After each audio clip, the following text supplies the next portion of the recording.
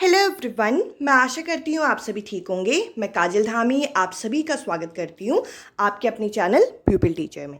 मैंने आप लोगों के साथ सीटेट पेपर 2 की तैयारी को ध्यान में रखते हुए सामाजिक अध्ययन की इतिहास का एक स्पेशल सीरीज शुरू किया था, जिसमें मैं आप लोगों के साथ क्लास 6 से लेकर क्लास 8 की जो हमारी एनसीईआरटी की किताबें दे रखी हैं उसकी समरी मैं आप लोगों के साथ डिटेल में डिस्कस कर रही हूँ। ये हमारा दूसरा भाग है जिसमें मैं आप लोगों के साथ इतिहास की किताब का कक्षा 6 का दूसरा जो चैप्टर हम लोगों को दे रखा है उसको मैं आप लोगों के साथ डिटेल में कवर करूंगी। तो चलिए वीडियो शुरू करें। और इसके पहले वाला पार्ट अगर आपने नहीं देखा तो डिस्क्रिप्शन में आप लोगों को उसके लिंक मिल जाएगी। साथ ही साथ आप प्लेलिस्ट सेक्शन में जा सकते हैं, अलग अलग विषयों की अलग अलग प्लेलिस्ट बनाई गई है। आपको जो वीडियो अच्छी लगे आप उस वीडियो को देख के अपनी तैयारी कर सकते हैं। तो देखिए, इस पार्ट के अंदर हम लोगों को यहाँ पे आखेटक खाद्य संग्रह के बारे में जानना है कि ये कौन होते थे और साथ ही साथ हमारे आरंभिक भारत की खोज किस तरीके से हुई है। अगर इस पार्ट को आप एनसीईआरटी की किताबों से पढ़ना शुरू करें तो वहाँ पे हम लोगों को बता रखा है कि हम इस पार्ट में उन लोगों के बारे में पढ़ने वाले हैं जो कि महाद्वीप के पास 20 लाख साल पहले रहा करते थे और इन्हीं को हम आखेटक खाद्य संग्रह के नाम से जानते हैं। तो देखिए, सबसे पहले तो हमें ये पता होना चाहिए कि ये जो पाठ का नाम हमें दे रखा है आखेटक खाद्य संग्रह, ये कौन थे। ये महाद्वीप के पास रहते थे 20 लाख साल पहले और वहीं से ये क्या करते थे, ये जानवरों का शिकार करते थे, मछलियाँ चिड़िया इन सब का शिकार करके, साथ ही साथ आसपास जो फल फ्रूट होते हैं, इसके अलावा पेड़ पौधे होते हैं, उनका इस्तेमाल करके अपनी जीवन शैली को ये व्यतीत करते थे। अब चलिए, इस पार्ट के अंदर हम लोगों को कुछ मानचित्र भी दे रखे हैं, साथ ही साथ हम लोगों को कुछ इमेजेस भी दे रखे हैं जो भी मैं आप लोगों के साथ डिस्कस करूंगी। अब देखिए, आगे अगर हम देखें, जो ये संग्राहक लोग हुआ करते थे ये एक जगह से दूसरी जगह घूमा करते थे। इस पार्ट में हमें ये भी बताया गया है। अब देखिए, इनके घूमने का क्या कारण है, यहाँ पे जरा हम देखते हैं। इस पार्ट के अंदर हमें 4 अलग अलग कारण यहाँ पे बता रखे हैं। पहला कारण तो ये है कि यदि वो एक जगह पे ज़्यादा समय तक रहते तो ऐसा हो सकता है था कि जिन आसपास के वो पेड़ पौधों पे, फल पे और साथ साथ जानवरों का शिकार करके वो खाते थे वो उस जगह पे खत्म हो जाते थे। तो देखिए, एक जगह पर अगर वो ज़्यादा समय तक रहेंगे तो ये चीज़ें समाप्त हो जाएंगी और उन्हें दूसरी जगह जाना ही पड़ेगा। दूसरा कारण तो ये था, जैसे कि हमें पता है ये जो संग्राहक लोग होते थे ये क्या करते थे, ये यहाँ पे जानवरों का शिकार करते थे, जैसे कि हिरन हो गए, मवेशी हो गए। अब देखिए, इन जानवरों को भी क्या करना होता है, इन जानवरों को अपना चारा ढूंढने के लिए एक जगह से दूसरी जगह जाना होता है। तो जानवर भी क्या करते हैं, एक जगह से दूसरी जगह जाते हैं।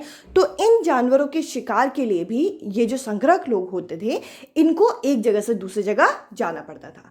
अभी हमने समझे 2 अलग अलग कारण। अब चलिए आगे बढ़ते हैं। अब हम समझते हैं कि तीसरा कारण क्या हुआ करता था इन लोगों का एक जगह से दूसरी जगह जाने के लिए।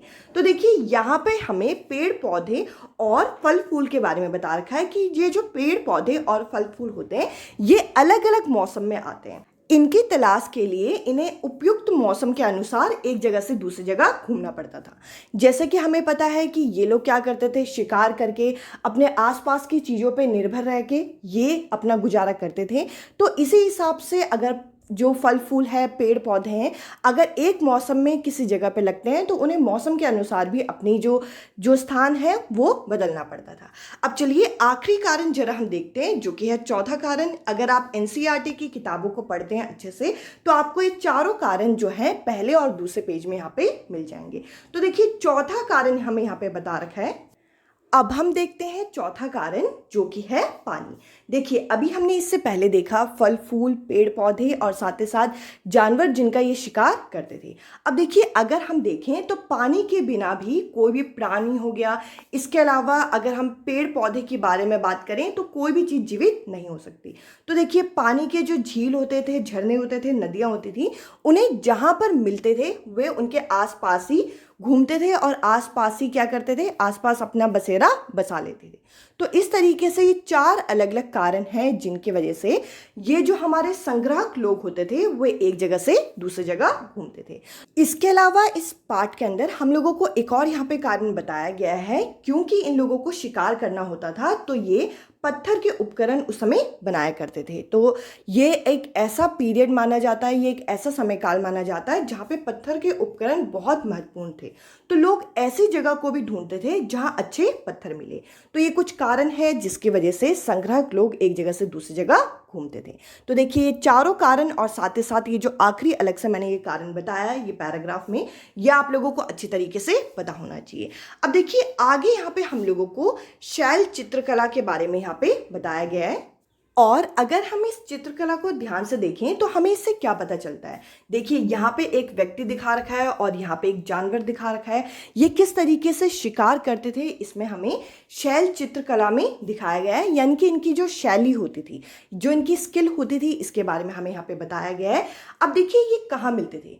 ये देखिए, यहाँ पे पहले के लोग गुफाओं में रहते थे और जिन गुफाओं में रहते थे उनके दीवारों पे इस तरीके के चित्र मिले हैं। और इस तरीके के जो सुंदर चित्र हैं इनका उदाहरण हमें मध्य प्रदेश और दक्षिण उत्तर प्रदेश की गुफाओं में मिले हैं। तो देखिए, इससे ये पता चलता है कि उस समय के व्यक्ति किस तरीके से कुशलता पूर्वक शिकार करते थे। यह हमें शैल चित्रकला से पता चला।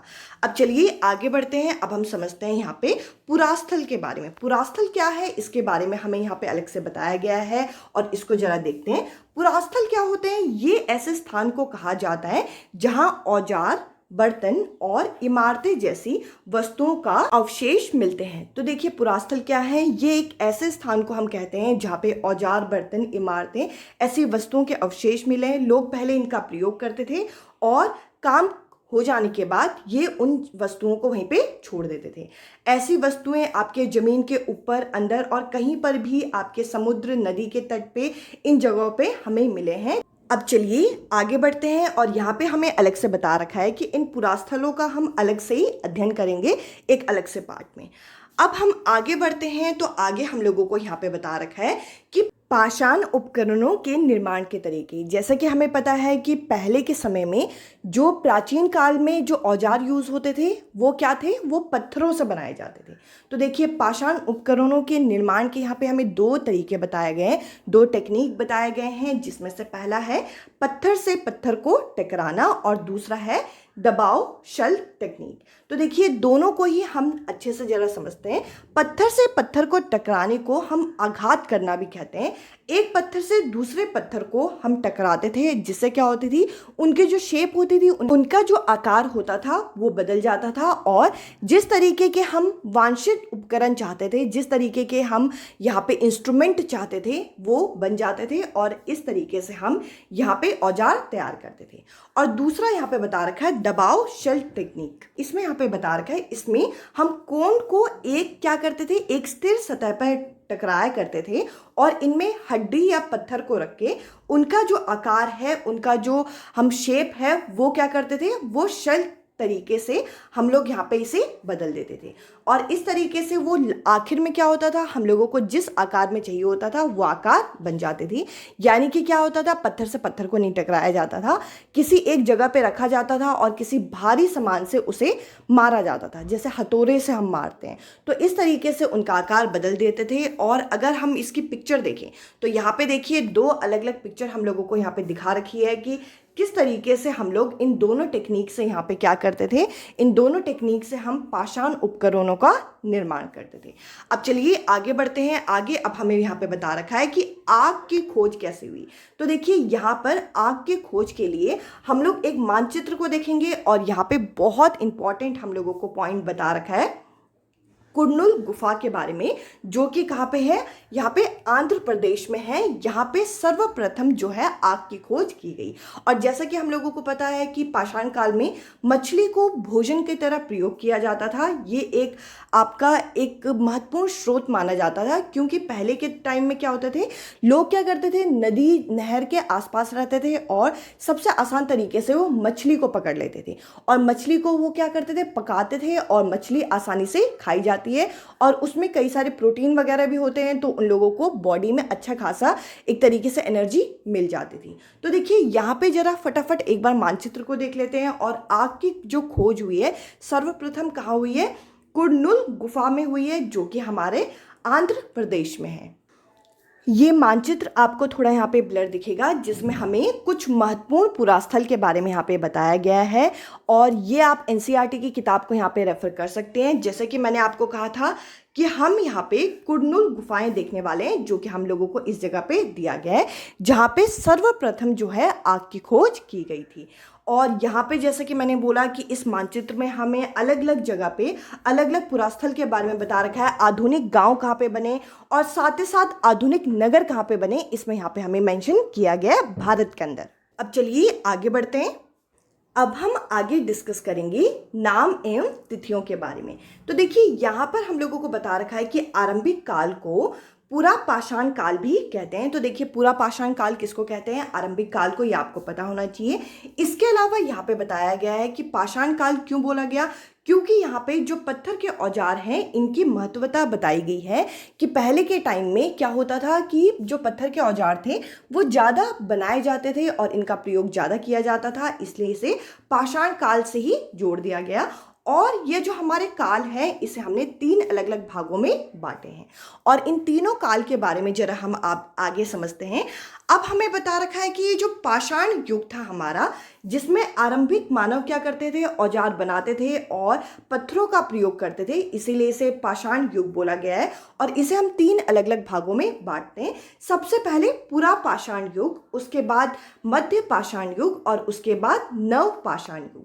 तो चलिए इनको जरा एक एक करके हम 1 बाय 1 डिस्कस करते हैं कि ये जो पुरा पाषाण युग था इसमें जो व्यक्ति होते थे वो किस तरीके की चीज़ों का प्रयोग करते थे, मध्य पाषाण काल में किस तरीके की चीज़ों का प्रयोग किया जाता था और नव पाषाण युग में क्या चीज़ें की जाती थी। तो सबसे पहले अब हम देखेंगे पूरा पाषाण युग के बारे में। तो देखिए पूरा पाषाण युग के बारे में बताया गया है कि ये जो युग होता था ये 20 लाख से लेकर 12,000 वर्षों तक माना गया है। इस युग के जो औजार थे वो बेढंगे थे और नवपाषाण युग तक आते आते छोटे छोटे और सुगम औजार बनने लगे थे। तो देखिए जब पूरा पाषाण युग शुरू हुआ था तो इस समय में जो हमारे औजार बनते थे वो थोड़े बेढंगे थे। तो उस समय हम लोगों के पास इतने ज़्यादा उपकरण हुआ नहीं करते थे कि हम छोटे छोटे और बिल्कुल सटीक औजार यहाँ पे बना सके। पत्थरों के अलावा यहाँ पे हड्डियों और लकड़ियों का भी प्रयोग किया जाता था। पत्थरों से जो औजार बनते थे वो थोड़े भारी हुआ करते थे। तो देखिए उस समय क्या करते थे, हड्डियों और लकड़ियों का भी इस्तेमाल करके सटीक और बारीक औजार बनाने का काम किया जाता था। और इनमें से कुछ ऐसे औजार हैं जो हम आज के समय में भी प्रयोग करते हैं। तो देखिए आगे अब हम देखेंगे मध्य पाषाण काल के बारे में। ये एक ऐसा काल है जिसमें पर्यावरणीय बदलाव बहुत ज़्यादा देखे गए और मेसोलिथ यानी कि मध्य पाषाण काल युग इसे कहा जाता है। और अगर हम इस समय काल की बात करें तो लगभग 12,000 साल पहले से लेकर 10,000 साल पहले तक ये माना गया है। और इस काल के जो पाषाण औजार थे आमतौर पे छोटे होते थे। तो देखिए ये चीज़ें हम लोगों को पता होनी चाहिए। और मेकोलिथ यानी कि लघु पाषाण कहा जाता है। तो देखिए यहाँ पे लघु पाषाण आपसे पूछा जाए तो ये मैकोलिथ वर्ड के लिए प्रयोग किया जाता है। इसके अलावा यहाँ पे बता रखा है कि इस समय जो औजार थे वो हड्डियों और लकड़ियों से भी बनाए जाते थे और जैसे कि हसिया हो गए, आड़ी हो गए, इन चीज़ों का प्रयोग यहाँ पे किया जाने लगा था। अब चलिए आगे बढ़ते हैं। आगे अब हमें यहाँ पे नव पाषाण या फिर उत्तर पाषाण युग के बारे में यहाँ पे बता रखा है। यहाँ पे हमें शैल चित्रकला यहाँ पे मिली थी। जैसे कि अभी हमने देखा शैल चित्रकला क्या थी। यहाँ पे जिन गुफाओं में ये व्यक्ति रहते थे वहाँ पे क्या करते थे, उनकी दीवारों में इस तरीके की शैली बनाई जाती थी कि जानवरों का शिकार किस तरीके से करते हैं। आगे जानवर होते थे, पीछे व्यक्ति होते थे और इनको शिकार करते हुए इन्हें दिखाया जाता था। इसका मैंने आप लोगों को पिक्चर अभी थोड़ी देर पहले दिखाया था। और इस काल की शुरुआत अगर हम देखें तो 10,000 साल पहले हो गई थी और इसे हम नव पाषाण युग के नाम से जानते हैं। अब चलिए आगे बढ़ते हैं। आगे अब हम लोगों को कुछ यहाँ पे नव पाषाण युग के उपकरण के बारे में यहाँ पे बताया गया है कि ये उपकरण किस तरीके से दिखते थे। ये आप लोगों को एनसीईआरटी के अंदर इमेज मिल जाएगी। अब चलिए आगे बढ़ते हैं। अब हम लोगों को बसने की प्रक्रिया के बारे में यहाँ पे बताया गया है। तो देखिए ये बसने की प्रक्रिया है क्या, यहाँ पे बता रखा है लोगों द्वारा पौधे उगाने और जानवरों की देखभाल करने को बसने की प्रक्रिया बताया गया। तो देखिए यहाँ पे हमने शुरुआत से देखा कि ये जो व्यक्ति होते थे ये एक जगह से दूसरी जगह जाते थे क्योंकि इन्हें क्या करना होता था, इन्हें फल फ्रूट पेड़ पौधे और एक तरीके से जानवरों को यहाँ पे शिकार करके अपनी जो जीवन शैली होती थी वो व्यतीत करनी पड़ती थी। बट आगे आगे समय में ये देखा गया कि लोग एक जगह से दूसरी जगह बसने लगे, क्योंकि उन्हें क्या करना पड़ता था, उन्हें यहाँ पे पौधे उगाने पड़ते थे, खेती भी धीरे धीरे शुरू हो रही थी और जानवरों का देखभाल करना पड़ता था, क्योंकि इन्हें क्या करना पड़ता था, अपने गुजारे के लिए ये इन पर निर्भर होने लगे थे। तो देखिए, बसने की प्रक्रिया अगर हमसे पूछें तो जो लोग पेड़ पौधे लगाते थे और साथ ही साथ जानवरों की देखभाल करते थे, इसी को ही यहाँ पे बसने की प्रक्रिया हमें बताई गई है। और इसके अलावा हम लोगों को यहाँ पे आगे बताया गया है आखिर में इस पाठ के कि हम लोग अनाज का उपयोग किस तरीके से करने लगे। बीज के रूप में इसका उपयोग करते थे, खाद के रूप में करते थे, यहाँ पे हम लोगों को बता रखा है उपहार के रूप में करते थे, यानी कि एक दूसरे को देने के लिए भंडारण के रूप में करते थे। तो देखिए, इस पाठ के शुरुआत में हमने देखा था कि ये जो आखेट खाद संग्राहक थे वो क्या करते थे, अपने आसपास की चीज़ों को इकट्ठा करते थे, उन्हीं को खाते थे और उन्हीं पे निर्भर होते थे। और इस पाठ के अंत तक हमने देखा कि भोजन के उत्पादन तक किस तरीके से पहुंच गए, किस तरीके से नवपाषाण युग तक आते आते इन्होंने अनाज का उपयोग करना भी शुरू किया। और इस पाठ के अंत में हम लोगों को यहाँ पे तिथियों के बारे में बता रखा है, जैसे कि मध्य पाषाण युग कब से कब तक चला, इसके अलावा बसने की प्रक्रिया आरंभ कब हुई, नव पाषाण युग कब से कब तक चला। तो ये सारी तिथियां भी आप लोगों को पता होनी चाहिए। अगर आपने इसका पहले वाला पार्ट नहीं देखा तो आप उस पार्ट को जरूर से देखिए, ताकि आप लोगों की अच्छी खासी प्रिपरेशन हो जाए। इस पार्ट में इतना ही। अब मैं आपसे मिलूंगी अगली वीडियो में अगले टॉपिक के साथ। और आप लोगों की हिस्ट्री की ये जो सीरीज़ है, इतिहास की जो सीरीज़ है, ये ऐसे ही चलते रहेगी। आप लोग मेरे साथ बने रहिए। साथ ही साथ आप टेलीग्राम ग्रुप पे भी जुड़ सकते हैं, जिसका लिंक आप लोगों को डिस्क्रिप्शन में मिल जाएगा। इस वीडियो में इतना ही। अब मैं आपसे मिलूंगी अगली वीडियो में अगले टॉपिक के साथ। Bye bye, take care.